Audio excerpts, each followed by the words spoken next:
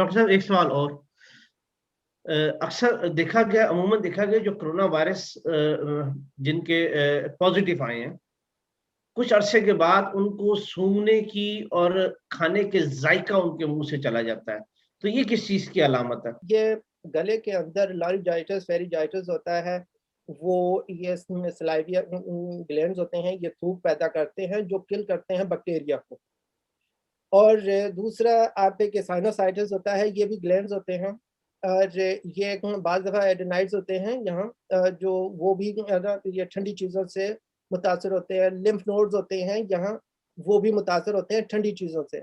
बाज़ बच्चों जो लोग होते हैं जो ऐसी चीज़ें इस्तेमाल करते हैं, जो बहुत तेज़ी से अपने आप का बुखार उतारने की कोशिश करते हैं, उनकी ये तमाम हिस्सें जो हैं डैमेज हो जाती हैं। और वक़्ती तौर पर ऐसा लगता है कि भई मेरे को कोरोना हो गया है, अब मेरी हिस्स खत्म हो गई है।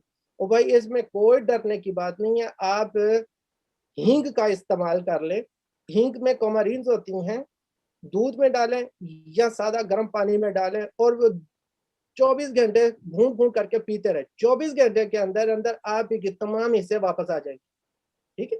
इसमें कोई बड़ी बात नहीं है कि भई ये बहुत बड़ा है, अगर इसे कोई इश्यू बना दिया जाएगा तो ये बहुत बड़ा वर्ल्ड का इश्यू बन जाएगा।